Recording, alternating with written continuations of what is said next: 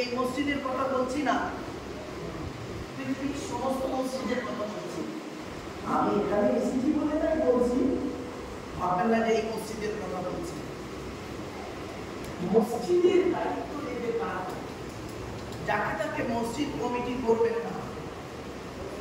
আল্লাহ কোরআনে বলেছেন মসজিদ কমিটি হতে গেলে 5টা গুণ লাগবে। কয়টা? 5টা।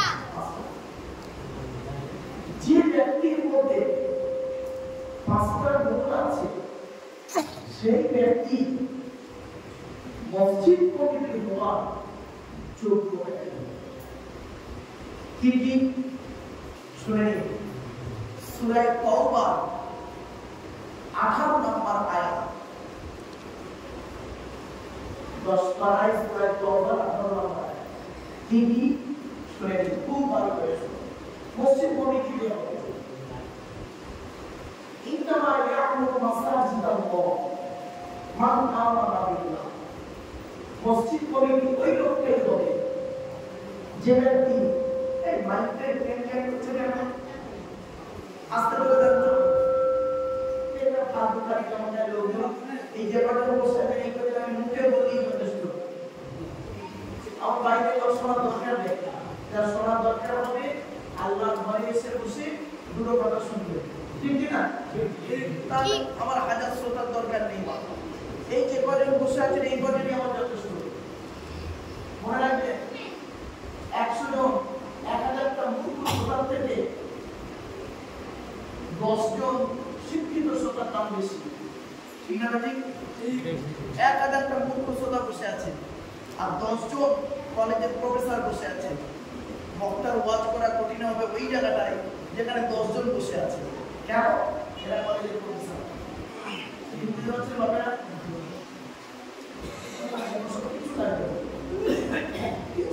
সবকিছু লাগাতে হবে না। 2-4 মিনিট কথা বলছি, কথা করে একটু শুনে নিন। দয়া করে আপনাদের হাতে ধরে বলছি, মা যে কথা আছেন আপনাদের হাতে ধরে বলছি, এই কথা শুনে নিন। দেখবেন আশা করি ইনশাআল্লাহ লাভ হবে, লস হবে না।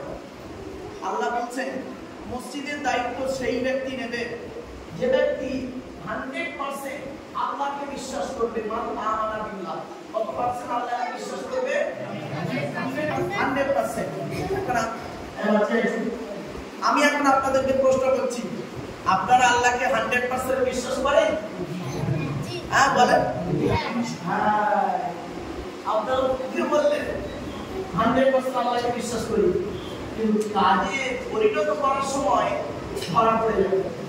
দেখবেন এই দেখেন আল্লাহর নবী যখন কিছু ব্যক্তিকে বললেন তোমরা আল্লাহকে 100% বিশ্বাস করো, তখন ওই ব্যক্তিগুলি বলেছিলেন হ্যাঁ আমরা আল্লাহকে 100% বিশ্বাস করি, 100% বিশ্বাস করি। তখন আল্লাহ পাক নবীকে বললেন নবী ওদের পেছনে না, দেখো ওদের পরিচয়টা দেখে নাও। পরে আয়াত এই আয়াত নাযিল হলো ফাইদা রাকিবু ফিল ফুলকি দা'আল্লাহ মুখলিসিনা লাহুদ্দিন ফালাম্মা নাজ্জাহুম ইলাল বাররি ইযা হুম ইউশরিকুন। 21 নম্বর পারা 3 নম্বর পৃষ্ঠা 3 নম্বর লাইন সূরা আন-নামলের মধ্যে আল্লাহ বললেন বান্দা যখন নৌকায় করে নদী পার হতে যায়, নদীর মাঝখানে যখন নৌকাটা একবার টলমল করে, ওরা তখন প্রত্যেকেই মরণের ভয়ে আল্লাহ আল্লাহ বলে চিৎকার করে। আল্লাহ বলে আমার নাম রহমান, আমার নাম রহিম। ওদের কান্না সহ্য করতে পারি না, যখন ওদের দিকে লক্ষ্য করে আমি রহমান রহিম ওদের দিকে লক্ষ্য করে যখন আস্তে আস্তে নৌকাটা ফালাম্মা নাজ্জাহুম ইলাল বাররি যখন ডানায় তুলে দিই, ওরা এত বড় মুনাফিক বদমাইশ, যেই বিপদ থেকে উদ্ধার হয়ে গেল ডানায় উঠে গেল, ইযা হুম ইউশরিকুন আমার সঙ্গে শিরক করে আর বলে মানে ভালো ছিল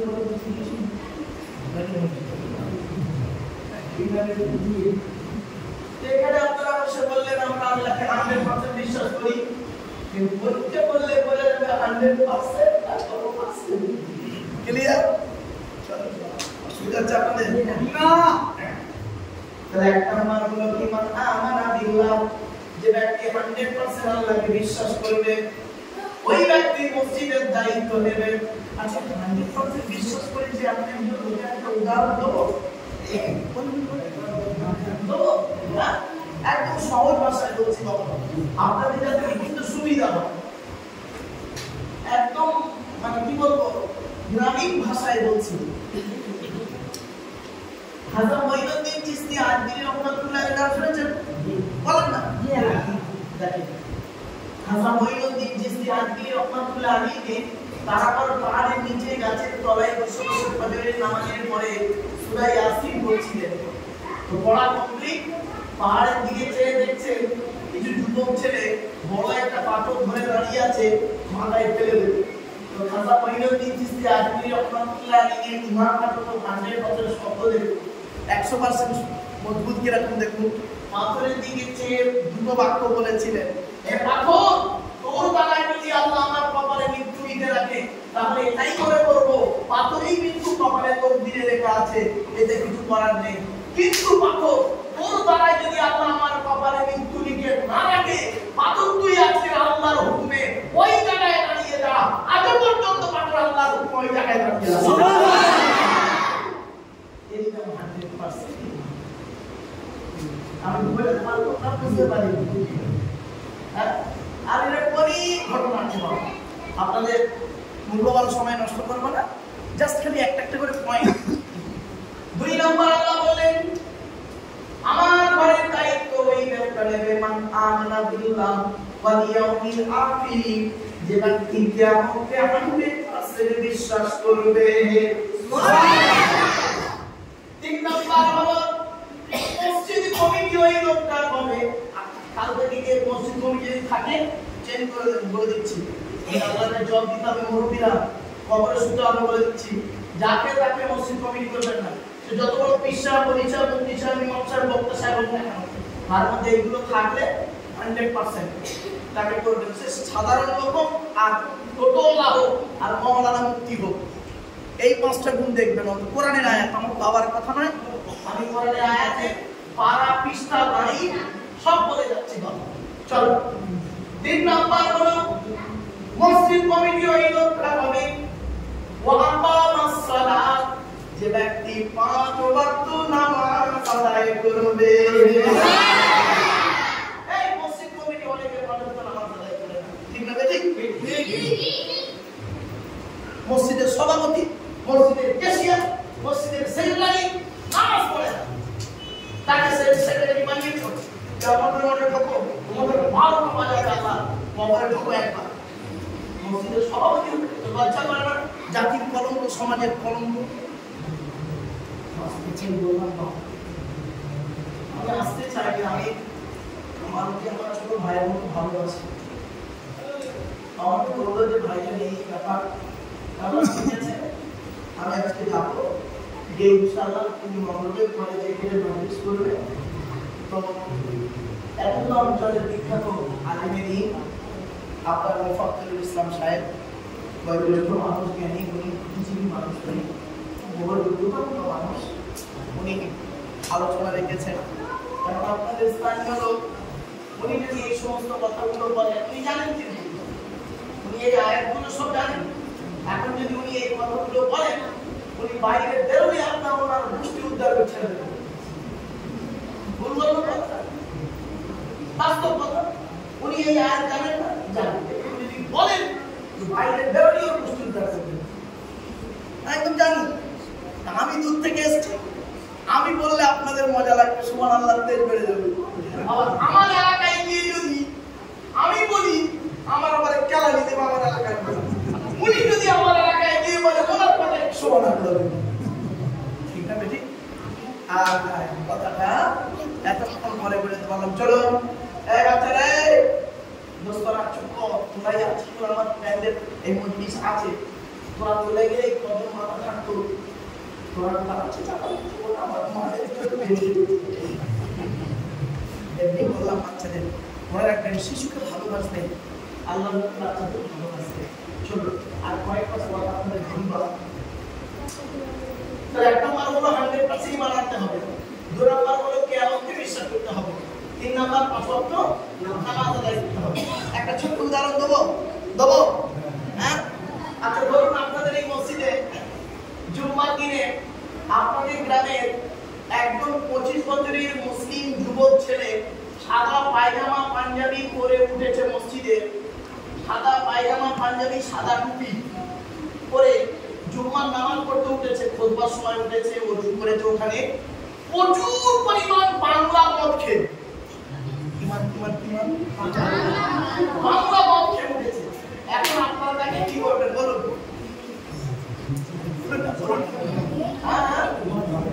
বের করে দেবেন? আচ্ছা ছেলেটা যদি বের হতে না চায় বের করে দেবেন। আচ্ছা ছেলেটার অপরাধ কি? বাংলা খেয়েছে, ও বাংলা খেয়েছে, ইংলিশে চলবে, যাই হোক বেচারা জানে না তাই তো বাংলা খেয়েছে।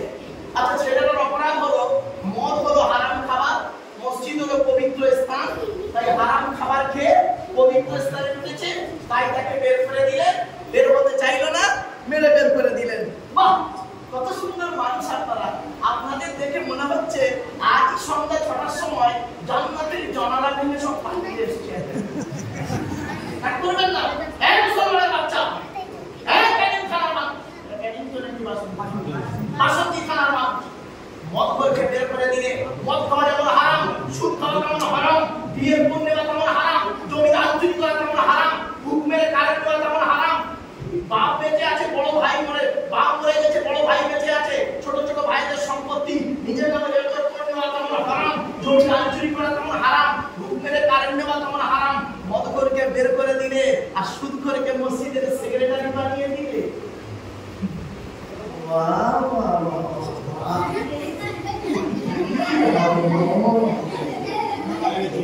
বাচ্চারাও বুঝতে পেরেছে, বুঝতে পারছিস? হবে এসব কি নরমালের বাচ্চা, এসব সিজারের বাচ্চা রে ভাই।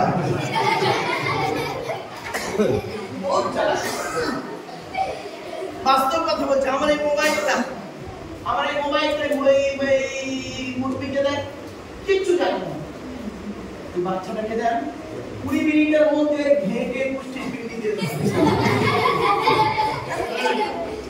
চলো আমার বাপের চলো, তার কটা হলো?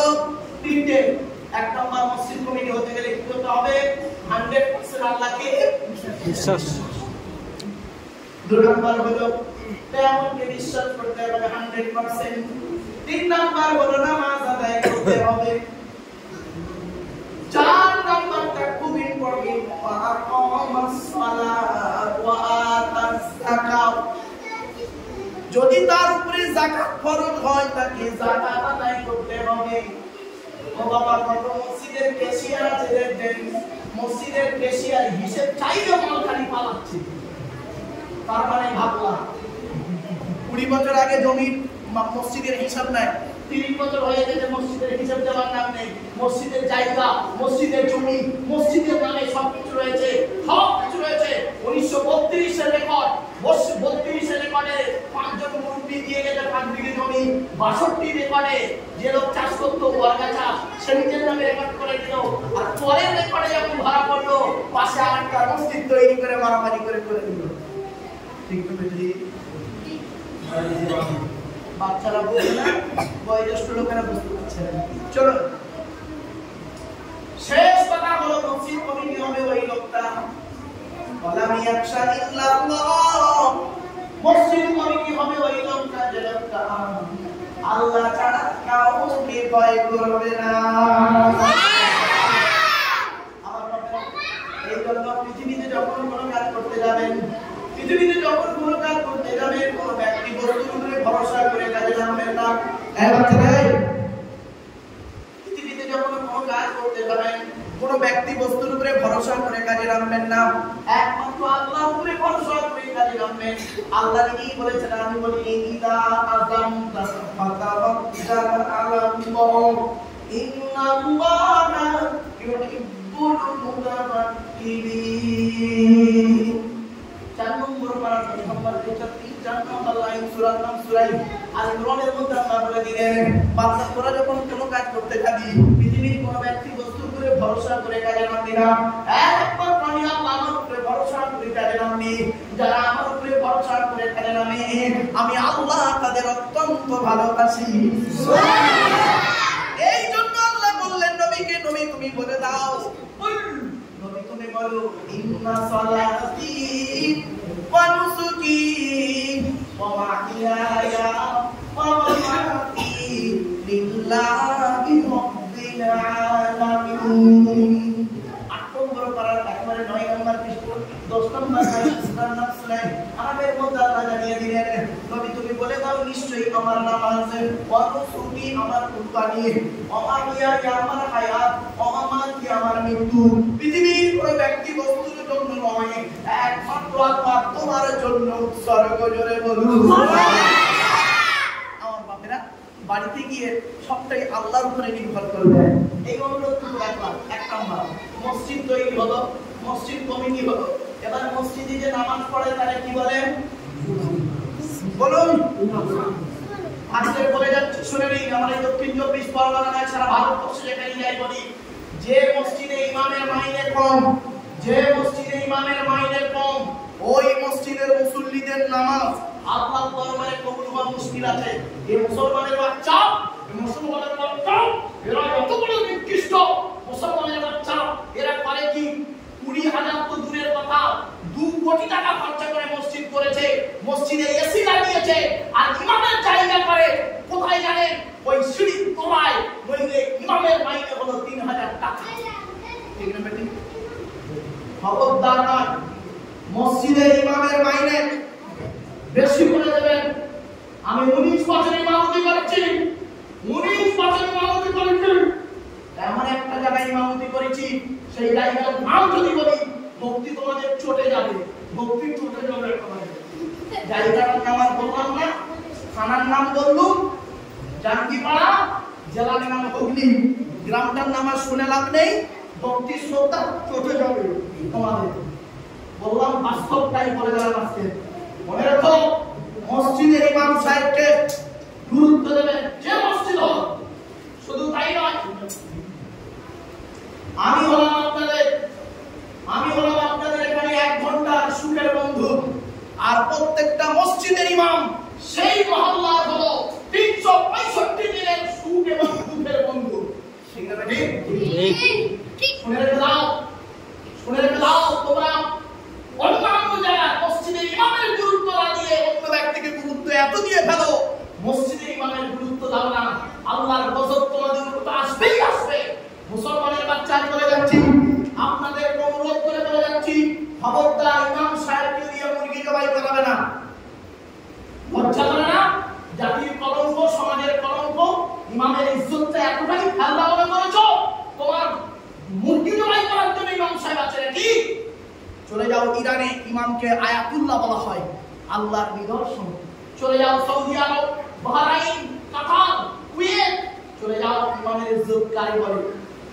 একমাত্র হতভাগা বলবান, কি বলবো, সৌভাগ্যবন্ত ভারতবর্ষ। এই ভারতবর্ষের জমিনে ইমামের ইজ্জত হলো জঘন্য থেকে জঘন্যতম এই মুসলমানের বাচ্চারা করেছে। এই মুসলমানের বাচ্চারা মুরগি জবাই করতে ভয় পায়, মুরগি জবাই করতে মুসলমানের বাচ্চারা ভয় পায়, কিন্তু ভোটের সময় মানুষ জবাই করতে ওরা ভয় পায় না। এটা একটা উৎকৃষ্ট জাতি। ঠিক না বেটি? বাস্তব কথা তো এরা মুরগি জবাই করতে ভয় পায়, ভোটের সময় মানুষ জবাই করতে ভয় পায় না। এই জাতি নিকৃষ্ট জাতিরা। এজন্য আজ বাস্তবটাই বলে গেলাম, বাস্তব কথাটাই বলে গেলাম। ইমামের ইজ্জত দিতে শেখো, সে যেই মসজিদ হোক, প্রত্যেকটা মসজিদে ইমামের গুরুত্ব দেবে। কেন?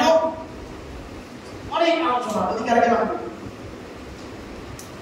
তার 1 নম্বর মসজিদ হলো, 2 নম্বর হলো কি কমিটি, টাইপ মিটিং, 3 নম্বর হলো যে নামাজ পড়ায় তারা কি বললাম ইমাম সাহেব।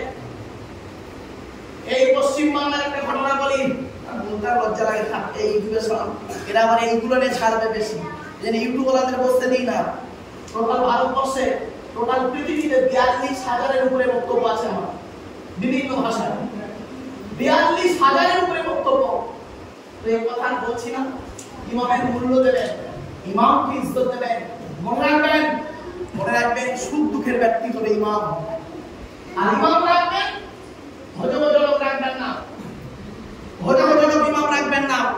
ইমাম হবে আলেম, হাফেজ, কোরআন থেকে শুদ্ধ করে পড়তে পারে, সেই হবে ইমাম। তোমরা যাকে ইমাম করে দাও। শুধু তাই নয়, ইমামের পরে হলো মুয়াজ্জিন। আজান দেয় ওটাকে কি বলেন? পশ্চিম বাংলার জমিনে ওই তো আলেম বসে আছে, জিজ্ঞেস করো মুফাদ্দিল সংসদে বসে আছে। পশ্চিম বাংলা বেশিরভাগ মসজিদে মুয়াজ্জিনের আজান অশুদ্ধ, শুদ্ধ নেই, ভুল। ঠিক না ভাই? ঠিক আজান দিচ্ছে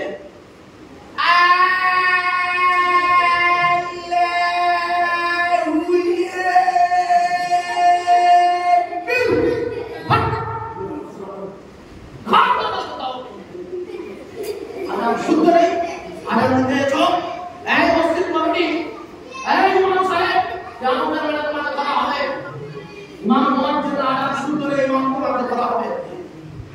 আমার কথা শুনতে খারাপ লাগছে বুঝি, অতি বাস্তব কথাটাই বলছি। একামত দিচ্ছে, একামত নামাজের একামত দিচ্ছে, হিয়া আলাস সালাম, হিয়া আলাস সালাম, হিয়া আলাল ফালাহ, হিয়া আলাল ফালাহ, কা কা মাটি সালাম, কা কা মাটি সালাম। খবরদার এই বাচ্চারা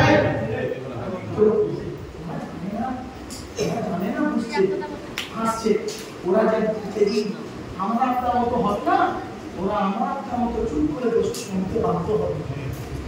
আব্দুল্লাহ ইবনে ওমর বলে একটা লোক এসেছিল, এসে লোকটা কয়েক মিনিট কথা বলে চলে গেছিল। বাকিদের অনুরোধ করে চলে যাচ্ছি, এগুলো পরিবর্তন করুন। আর মসজিদ হলো, মসজিদ কমিটি হলো, ইমাম হলো, মুয়াজ্জিন হলো, এবারে যে কটা নামাজ পড়ে ওটাকে কি বলে? বলেন মুসল্লি। কিছু দু একটা মসজিদে আছে দেখবেন সবটা গামছাওয়ালা, দু একটা বুড়ো লোক থাকে দেখবেন, এত বদমাইশ, ওরা কি করে দেখবেন বাড়িতে বউয়ের সঙ্গে ঝগড়া করে পারে না, বুড়ির সঙ্গে ঝগড়া করে পারে না, বউমার সঙ্গে ঝগড়া করে পারে না, ভাইয়ের সঙ্গে ঝগড়া করে পারে না, মসজিদে আছে ইমামের খালি কোদা মারতে। ঠিক আছে কোথায় ইমাম সাহেব পাকা ধরলে কেন? ওদের কারণ নেই বলে পাকা করে ইমামের তো ঠিক না বেশি। এই সমস্ত লোকেদেরকে আমাদের মানে জবাব দিতে হবে বাবা। আলেমদের পিছনে লেখো না, রাসূলুল্লাহ বলেছেন কুন আলিমান আও মুতাআল্লিমান আও মুস্তামিআন আও মুহিব্বান লা তাকুন খামিসান ফাতুহলিকু। এই হাদিসটার ব্যাখ্যা যদি করি বাপ, কল্পনা করতে পারবেন না। অনুরোধ করে বলে যাচ্ছি বাপ, আপনাদেরকে আমার করজোড়ে আবেদন নিবেদন, মসজিদ হয়েছে আল্লাহর ঘরকে, আশেপাশে যত মসজিদ আছে তাহলে এই নয় এই মসজিদের প্রতি সব লোক চলে আসবেন, অন্য মসজিদকে ফাঁকা করে দিয়ে, এটা শোভনীয় নয়। আজকে উদ্বোধনের দিনের ব্যাপারটা আলাদা, প্রত্যেক মসজিদে যাবেন, মসজিদ নিয়ে দলাদলি করবেন না, ব্যক্তি নিয়ে দলাদলি করবেন না, টুপি নিয়ে দলাদলি করবেন না। এ মুসলমানের বাচ্চা, একটা হাফেজ সাহেব একটা বছরে কতবার কোরআন খতম পড়ে না? ঠিক আছে, বহুবার পড়ে না, একটা সূচের ছিদ্র তৈরি করতে পারে না। একটা হাফেজ সাহেব এক বছরে কয়েক সবার কোরআন খতম পড়ে, কিন্তু কোরআন খতম পড়ে একটা সূচের পেছনে ছিদ্র তৈরি করতে পারলো না। হাফেজ সাহেব কোরআন পড়ে নেকির আশায়, সওয়াবের আশায়।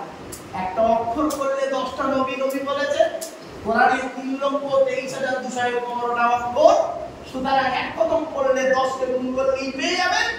নেকির আশায় হাফেজ সাহেব কোরআন পড়ে, আর বৈজ্ঞানিকরা কোরআন পড়ে এক বছরে 1 থেকে 2 বার। ওরা পড়ে কি করে? গবেষণা করে অন্য নতুন কিছু তৈরি করলো, স্যাটেলাইট থেকে শুরু করে কি বলবো মানে পরমাণু বোমা থেকে শুরু করে সব কিছু তৈরি করলো। তুমি হাফেজ সাহেব, তুমি কেন পারলে না? তুমি তো সারাদিন কোরআন পড়লে, আর সারা বছর কোরআন পড়লে, তুমি ও তো সারা বছর পড়লো না। সুতরাং কোরআনে লেখা আছে 82 জায়গায় নামাজের কথা, আর 92 জায়গায় লেখা আছে লেখাপড়ার কথা, গবেষণার কথা। আমরা কোরআনকে নিয়ে গবেষণা করিনি, কোরআনের তাফসীর শুনি না, আমরা তো কিসসা কাহিনী শোনালো, কিসসা কাহিনী শোনালো। আমি একটা ছোট্ট উদাহরণ দিয়েছি, 100% ঈমানের উদাহরণ মনে পড়ছে? আরে বাবা বলেন, এক্ষুনি বললাম তো খাজা হুজুরের একটা গাছের তলার ঘটনা। হ্যাঁ, আচ্ছা ঘটনাটা যখন বলি, কত ঘন্টা ধরে বলেছিলাম? 1 মিনিটের মধ্যে কথাটা বুঝতে পারেননি? ওই 1 মিনিটের কথাটা কত বক্তা আছে দেখবেন 1 ঘন্টায় চালাবে। আমার খাজা হুজুর গাছের তলায় বসে বসে বসে বসে বসে বসে কি করছিল ওইটা বলো। কথাটা শুনতে হয়তো খারাপ লাগলো বাবা, যেদিন কবরে চলে যাবেন সেই দিনে হতবাকার ঘটনা আপনাদের অন্তরে বাজবে, যে লোকটা বলেছিল পৃথিবীতে। সুতরাং আল্লাহর কোরআন, নবীর হাদিস, ইজমা কিয়াস মোতাবেক জীবন যাপন করুন। আমরা ব্যক্তি দিয়ে কোরআন হাদিস যাচাই করি, কিন্তু এটা করতে যাবেন না কোরআন হাদিস দিয়ে ব্যক্তিকে যাচাই করবেন। কিছু বুঝতে পারলেন? আমরা ব্যক্তি দিয়ে কোরআন হাদিস যাচাই করি, কিন্তু এটা ঠিক না। কোরআন হাদিস দিয়ে ব্যক্তিকে যাচাই করব। আব্দুল্লাহ ইবনে মারুফাই টুপি পরেছে বলে আমাকে পড়তে হবে এটা নয়। আব্দুল্লাহ ইবনে মারুফাই যে টুপিটা পরেছে এটা কোরআন এবং হাদিসের পক্ষে না বিপক্ষে, ওইটা দেখো। আমার হুজুর এই গোল জামা পরেছে তো আমাকেই পড়তে হবে, এটা হাদিস নয়, এটা সুন্নাত নয়। এই গোল জামাটা হুজুর সাল্লাল্লাহু আলাইহি সাল্লাম থেকে এবং কোরআন হাদিস ইজমা কিয়াস থেকে পক্ষে না বিপক্ষে, এইটা নিয়ে গবেষণা করো। আমরা ব্যক্তি দেখে ইসলামকে নির্বাচন করেছি, কিন্তু উচিত ছিল কোরআন হাদিস দিয়ে ব্যক্তিকে যাচাই করা। বুঝতে পারলেন বাবা? বুঝতে পেরেছেন? চায়ের দোকানে গিয়ে কাল সকালবেলা দেখবেন, আমি তো কাল আপনার চায়ের দোকানে কাল সকালবেলা দেখবেন আমার পুষ্টি উদ্ধার হবে। কেউ আমার নেগেটিভ, কেউ আমার পজিটিভ। তবে বাবা কে পজিটিভ হবে নেগেটিভ হবে ওটা আমার কোনো কারণ নয়, মাথা ব্যথার কারণ নয়। সঠিক কথাটা এসেছি, সঠিক কথাটাই আপনাদেরকে আমি বলে গেলাম বাবা। আলেমদেরকে ভর্তি করবেন, যে যে শ্রেণীর আলেম হোক না কেন, যদি দেখেন কালেমায়ে তৈয়বা পড়েছে, আল্লাহকে আল্লাহ বলে মেনেছে, রাসূলকে মেনেছে, সেই মোতাবেক আমল করেছে, কোরআন হাদিসের কিয়াস মোতাবেক জীবন যাপন করেছেন যিনি, তাকে অনুসরণ করবেন। তবে অনুরোধ করে বলে যাচ্ছি দলাদলি, মারামারি, ঝগড়াঝাটি এটা থেকে দূরে সরে থাকবেন।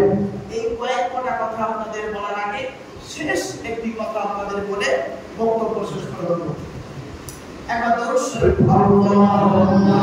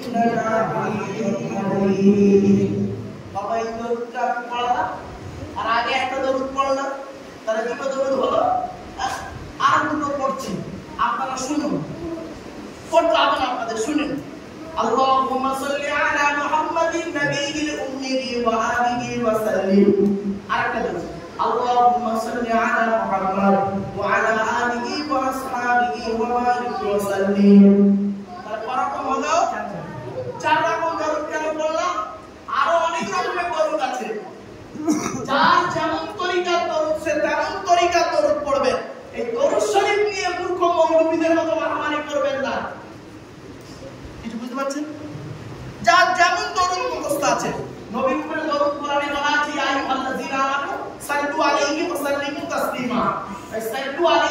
তাফসীর করতে গিয়ে 26টা তাফসীরে গবেষণা করা করে আর আপনাদেরকে তুলে ধরলাম। এজন্য 4 রকম করলাম, আরো যদি কয়েক রকম জানা থাকে আপনারা করবেন। দরুদ শরীফে মানামানি করতে যাবেন না। আজ আমাদের মধ্যে দরুদ শরীফে মানামানি, গোল টুপি, লম্বা টুপি, ছেঁড়া জামা, কালা জামা, দড়ি জামা, এই সব নিয়ে মানামানি। আচ্ছা বাবা, কবরে গেলে কি জিজ্ঞাসা করবে? আপনারা তো শুনেছেন, বক্তারা বলেছেন মান রব্বুকা, তো রব কে, মান নবিয়ুকা, তো নবী কে, মা দীনুকা, তো দ্বীন কি, তাই তো নাকি? আচ্ছা, কোনদিন কোন বক্তা বলেছেন যে মা সিলসিলাতুকা, তো সিলসিলাটা কি এইটা জিজ্ঞেস করবে নাকি কবরে? আরে বাবা বলেন না, বলবে না যে তুই তবলিগ না, ফুরফুরা না, বেরেলি না, ওয়াহাবি না, জামাত ইসলামী না, আহলে হাদিস? কবরে প্রশ্নটা হচ্ছে না। আচ্ছা, কিয়ামতের মাঠে কি আল্লাহ পাক এই প্রশ্ন করবে আমাকে আপনাকে, পৃথিবীতে তুই তবলিগ ছিলিস না, ফুরফুরা ছিলিস? বলুন।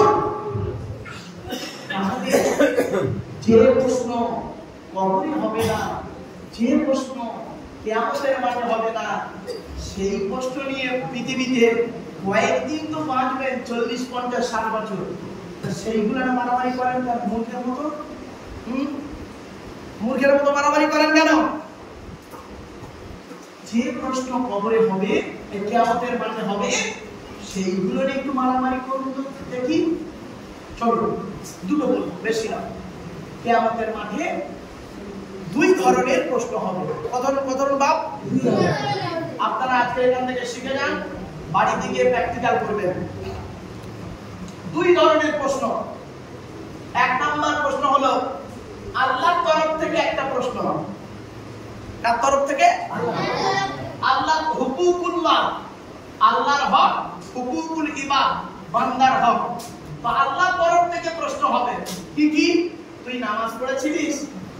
তুই রোজা রেখেছিলিস? কি বুঝতে পারছেন? তো আপনি বলবেন, আল্লাহ আমি 70 বছর বেঁচে ছিলাম, 40 বছর বয়স পর্যন্ত ঈদ আর বকরা ঈদ ছাড়া কিছুই পড়িনি, আর বাকি 30 বছর হঠাৎ ক্যানিং কলতলায় গেলাম, এই মোটরসাইকেল থেকে পড়ে গিয়ে ঠান্ডা ভেঙে গেল, সেখান থেকে আর মসজিদ থেকে বেরোয়নি, 70 বছর বয়স পর্যন্ত মসজিদ ছাড়া হয়নি। তো আল্লাহ পাক বলবেন ডান হাতের ফেরেশতাকে, ডায়েরিটা খুলে দেখতো ও ঠিক বলছে না ভুল বলছে। তখন ডান হাতের ফেরেশতা বলবে, হ্যাঁ আল্লাহ পারফেক্ট কথা বলছে, 40 বছর বয়স পর্যন্ত ঈদ আর বকরা ঈদ ছাড়া কিছু পড়েনি, আর বাকি 41 বছর বয়স থেকে 70 বছর বয়স পর্যন্ত বেঁচে ছিল, 31 বছরে প্রত্যেকদিন তাহাজ্জুদের নামাজ কাজা নেই। আল্লাহ বলতে, বান্দা শোন, 40 বছর বয়স থেকে স্টার্ট করলি নামাজ, কন্টিনিউ নামাজ স্টার্ট করলি, তো 15 বছর বয়সে তোর নামাজ ফরজ হয়েছিল, তাই বাকি যে 25 বছর নামাজ পড়লি না, এর জবাব কি হবে বল?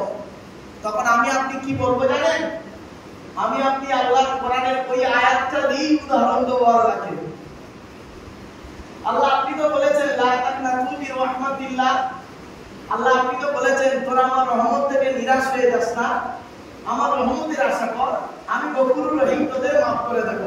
তখন আমরা বলবো, আল্লাহ আপনি গফুরুর রহিম, আপনি আমাদের এই বিগত 25 বছরের নামাজ কাজাটা মাফ করে দিন, আমার আল্লাহ ইচ্ছা করলে মাফ করতে পারেন। ঠিক না ঠিক? আরেকটা দলিল বান্দা বলবে, ইন্নাল্লাহা লা ইয়াগফিরু আন ইউশরাকা বিহি ওয়া ইয়াগফিরু মা দুনা যালিকা লিমান ইয়াশা। আল্লাহ বলেন শিরককারীর গুনাহ আমি আল্লাহ মাফ করব না, বাকি গুনাহ ইচ্ছা করলে মাফ করতে পারি। ওই বান্দা বলবে, আল্লাহ আমি তো আপনার সঙ্গে শিরক করিনি, কিন্তু আমি নামাজটা ঠিকমতো পড়তে পারিনি, আমাকে মাফ করে দিন। আল্লাহ রাব্বুল আলামিন দয়াবান, ইচ্ছা করলে নামাজটা মাফ করে দিতে পারেন। সেম হলো রোজাটাও তাই হবে, এটা আল্লাহর হক। এবারে ধরা যাওয়া করব আমরা এখানে বসে আছি বান্দার প্রশ্নে। বান্দার তরফ থেকে প্রশ্ন হবে 10টা, 10 রকমের প্রশ্ন। করাবো বাবা, এই বাচ্চারা তোমরা এখন সেই 10টা প্রশ্ন পড়োনি, এই মুরব্বীরা পড়েছে, আমরা পড়েছি। 10টা প্রশ্ন কি কি? আল্লাহ বলবে, তুই পৃথিবীতে স্বামী হিসেবে কতটা 100% পারফেক্ট ছিলিস বল। স্বামী হিসেবে কতটা পারফেক্ট, পিতা হিসেবে কতটা পারফেক্ট 100% হক আদায় করেছিস কোরআন হাদিস মোতাবেক। ছেলে হিসেবে কতটা পারফেক্ট, ভাই হিসেবে কতটা পারফেক্ট, বোনাই হিসেবে কতটা পারফেক্ট, মামা হিসাবে কতটা পারফেক্ট, ফুপু বা জামাই বাবু, এই জামাই বাবু বা খালু হিসাবে কতটা পারফেক্ট, নানা হিসাবে কতটা পারফেক্ট, দাদু হিসাবে কতটা পারফেক্ট। এবার বুঝতে পারছেন? এই 10 দিকের প্রশ্ন করা হবে আপনাকে। আজকের বাড়িতে গিয়ে শুয়ে শুয়ে চিন্তা করবেন আমি স্বামী হিসাবে কতটা 100%। যখন 25 বছর বয়সে বিয়ে করলাম, বউকে টাকা দিতে পারেনি বলে বউয়ের বাপ শ্বশুর মশাই বউকে অত্যাচার করলাম, মারধর করলাম, গালি দিলাম, দিয়ে ফেরেশতার মতো এখন হয়ে গেছি, বয়সটা 70 হয়ে গেছে, এখন আর মরবে কবরে ঢোল। 2 নাম্বার হলো ছেলে হিসেবে কতটা 100% পারফেক্ট। কোরআনে আছে, কোরআনে নেই তাই হোক, কোরআনে আছে সর্বপ্রথম টাকা পয়সা ব্যয় করবে পিতামাতার পিছনে। নবীর কাছে একজন ব্যক্তি এসে বললেন, আমর জামু রাদিয়াল্লাহু আনহু, উনি উহুদের যুদ্ধে শহীদ হয়েছিলেন, শুনেনি? উনি এসে নবীকে প্রশ্ন করলেন, হে নবী, আল্লাহ আমাকে অনেক অর্থ দিয়েছে, টাকা পয়সা কোথায় ব্যয় করলে আল্লাহ খুশি হবে? ওনাকে কেন্দ্র করে কোরআনের এই আয়াতটা নাযিল হলো, ইয়াসআলুনাকা মাযা ইউনফিকুন। নবী তোমার দ্বারা প্রশ্ন করছে টাকা পয়সা কোথায় ব্যয় করলে আল্লাহ খুশি হবে? নবী তুমি বলো, কুল মা আনফাকতুম মিন খায়রিন ফালিল ওয়ালিদাইনি ওয়াল আকরাবিন। নবী তুমি বলে দাও টাকা পয়সা সর্বপ্রথম সবথেকে বেশি প্রথম ব্যয় করবে তোমাদের বুড়ো বুড়ি বাপ আর মায়ের পিছনে টাকা পয়সা ব্যয় করবে, আল্লাহ খুশি হয়ে যাবে। সুবহানাল্লাহ। এই ভাত দেন আমার ভাত দেন সে আবার নামাজি। এই কত বক্তা আছে 5 ওয়াক্ত নামাজ পড়ে না, কত বক্তা আছে 5 ওয়াক্ত নামাজ পড়ে না, কত বক্তা আছে বিড়ি সিগারেট খায়, কত বক্তা আছে রাতে জলসা করে টাকা নিয়ে হোটেলে পাঠায়, কত জন বক্তা আছে সেনাকো, কত বক্তা আছে বাবার ভাত দেয় না, কত বক্তা আছে নিজের স্ত্রীর প্রতি লক্ষ্য রাখে না, নিজের বউ থাকতে অন্য জায়গায় রাত কাটিয়ে দেয়। বাবা আমাদের ভুল বুঝবেন, বাস্তবটাই বললাম। কত বক্তা আছে বিড়ি সিগারেট খায়, আমার চোখে দেখা দিয়েছে। বাবা অনুরোধ করে বলে যাচ্ছি, অনুরোধ করে বলে যাচ্ছি, আপনারা তো সাধারণ মানুষ, কিয়ামতের মাঠে আলেমদেরকে আগেই ধরা হবে, জানেন কি? এই হাদিসগুলো যদি বলি না, হাতে সময় থাকলে বলতাম, তো যাই হোক বাবা, বেশি লম্বা চওড়া ওয়াজের মধ্যে নয়, সংক্ষেপে দু একটা কথা আপনাদের কাছে আমি রাখলাম। বাপ ছেলে হিসাবে, বাপ হিসাবে, স্বামী হিসাবে, ভাই হিসাবে, নাতি হিসাবে, দাদু হিসাবে, মামা হিসাবে, নানা হিসাবে দায়িত্বগুলো পালন করবেন। বলে বাবা যতই নামাজ পড়ো রোজা রাখো, কিয়ামতের মাঠে আল্লাহ তোমাকে ধরবেই ধরবে 100%। আল্লাহ প্রশ্নে আপনি মাফ হয়ে যাবেন, বান্দার প্রশ্নে বেটা ধরা পড়বেই পড়বে 100%। আল্লাহ রাসূল বলেছেন, এক বেগত জায়গা যদি কেউ কারোর গায়ে জোর কাঠির বল পাটির বল দেখিয়ে নেয়, কিয়ামতের মাঠে কাটতে দেওয়া হবে। বুখারীর হাদিস। বাবা মার অনুরোধ করে বলে যাচ্ছি, কবরে শুতে হবে, এজন্য মিলেমিশে থাকবেন, মিলেমিশে থাকবেন, একে অপরের প্রতি ভক্তি শ্রদ্ধা সম্মান বজায় রেখে চলার চেষ্টা করবেন। মুজাদ্দিদুল জামান দাদা হুজুর পীর কেবলা রাহমাতুল্লাহ আলাইহির বড় পথ হলো এইটাই, এইটাই দাদা হুজুর কেবলার বড় পথ। কোরআন হাদিসের মাকিয়াস আলতু ফালতু মত নয়। দাদা হুজুরকে নিয়ে যতটুকু গবেষণা করে পেয়েছি ততটুকু আজ আপনাদেরকে আরো অনেক তথ্য আছে, কোনদিন সময় আসলে বলবো। তবে কামান ছোট ভাইয়ের মতো আপনাদের গ্রামের সন্তান, তাকে ছোট ভাইয়ের মতো ভালোবাসি। তাই এই মসজিদে যারা অনুমতি দান করেছেন, কেউ অর্থ দিয়েছেন, কেউ সময় দিয়েছেন, কেউ কথা দিয়ে উপকার করেছেন, কেউ জায়গা দিয়ে উপকার করেছেন, এই ভূমিদাতা কামালের আব্বা, আমি জানি, ওকে বলেছিলাম, কামাল আমাকে জিজ্ঞাসা করেছিল, ভাইরা যেদিন মসজিদ আমি উদ্বোধন করব কাকে নিয়ে আসবো বলুন, ভাই আপনি আসুন, নইলে কাউকে নাম বলে দিন, তাকে নিয়ে আসবো। আমি বললাম, ভাই কিছু মনে করো না, সব থেকে বড় পীর হলো তোমার জন্মদাতা বাপ, কারণ আমি বাবা মাকে হারিয়েছি, বাবা মাকে জিনিস আমি জানি, যারা এখানে বাবা হারিয়েছে তারাই জানে। তার বাবা হলো অতুল্য রত্ন। কোরআনে আল্লাহর নবীর পরই স্থান হলো বাপ আর মায়ের। বাপ আর মা যখন চলে যাবে সেই সময় বুঝতে পারবেন কি জিনিস হারিয়েছি। এখন আমি বুঝতে পারছি, লক্ষ লক্ষ টাকার মালিক হয়েও বাপ আর ডাক্তার আজ পর্যন্ত আর কাউকে অন্তর থেকে আব্বা বলে ডাকতে পারি না, কাউকে কোনো মেয়ে ছেলে অন্তর থেকে মা বলে ডাকতে পারি না। বলে বোকা, শ্বশুর কোনোদিন বাপ হতে পারে না, আর বাপ কোনোদিন কোনোদিন শ্বশুরের জায়গায় নামতে পারে না, শাশুড়ি কোনোদিন মা হতে পারে না, আর মা কোনোদিন শাশুড়ির জায়গায় যেতে পারে না। মা মাই হয়, বাপ বাপই হয়।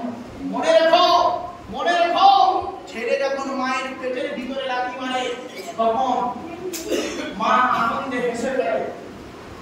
ছেলে যখন মায়ের পেটের ভিতরে লাথি মারে মা আনন্দে হেসে ফেলে। আর ওই ছেলে যখন মায়ের পেট থেকে পৃথিবীর মুখ দেখে বড় হয়ে কারোর কথা শুনে মায়ের গায়ে পড়ে তখন মায়ের চোখ থেকে পানি পড়ে। দুটোই লাঠি, একটা ছিল পেটের ভিতরে, একটা হলো পেটের বাইরে। সময়ের পার্থক্য, ঠিক না ঠিক? আমার বাবারা অনুরোধ করে বলে যাচ্ছি, বাবার মাকে কাঁদাবেন না, ভাই ভাই মিলেমিশে চলবেন, ভাই বোনের হকটা আদায় করবেন। ননদ ননদ ভাবির হক, ভাবি ননদের হক, শাশুড়ি বৌমার হক, বৌমা শাশুড়ির হক আদায় করবেন। বেশিরভাগ মেয়ের সংসার নষ্ট হয় মেয়ের মায়ের কান ভাঙা নিতে, ঠিক না বেটে? বেশিরভাগ মেয়ের সংসার নষ্ট হয় মেয়ের মায়ের কান ভাঙা নিতে। যে মেয়ের মা যত বেশি চালাক সেই মেয়ের কপালে তত তাড়াতাড়ি তালাক। একদম বাস্তব কথা বলছি। আল্লাহ নবীকে জিজ্ঞাসা করা হয়েছিল, শুনেনি? আল্লাহ নবীকে জিজ্ঞাসা করলেন, ইয়া রাসূলুল্লাহ, জান্নাতি মেয়ের পরিচয় কি আর জাহান্নামী মেয়ের পরিচয় কি? নবীজি বললেন, জান্নাতি মেয়ের পরিচয় হলো যে নারী তার স্বামীর সঙ্গে যখন কথা বলবে মাথা নিচু করে মুচকি হেসে মিষ্টি বাচায় কোমল সুরে কথা বলবে। আর স্বামী যতক্ষণ না খাবে ততক্ষণ পর্যন্ত সে কারে কিছুই তুলবে না। আর স্বামী যদি কোনো সময় কোনো মুখ রাগ করে, স্বামীর রাগ যতক্ষণ না ভাঙাবে ততক্ষণ পর্যন্ত সে কিছু খাবে না বলে প্রতিজ্ঞা করবে। জানবে ওই নারীটাই হলো জান্নাতি নারীর পরিচয়। আর এখনকার নারীরা রাগ করবেন না, বউ স্বামীর সঙ্গে কথা বলছে কর্কশ ভাষায়, নবী বললেন জাহান্নামী নারীর পরিচয় হলো ওই নারী হলো জাহান্নামী যে নারী তার স্বামীর সঙ্গে যখন কথা বলবেন কর্কশ ভাষায় কথা বলে। অনেক মেয়ে ছেলে আছে দেখবেন স্বামীর সঙ্গে কথা বলে গায়ের চামড়াটা সাদা, বড় লোকের মেয়ে অথবা গায়ের চামড়া সাদা, স্বামীর সঙ্গে কথা বলছে, দেখতে পাবি কত পারবি বয়স হয়ে গেল জানো তুমি, ভুল বলছি এইরকম। আর পাড়ার ইয়াং দুটো ছেলের সঙ্গে যখন কথা বলবে তখন মিষ্টি মিষ্টি কথা বলছে, পাড়ার ছেলেগুলো বলছে ভাবি তোমার গলার আওয়াজটা কত মিষ্টি। তখন এই মেয়েটা কি বলছে জানেন?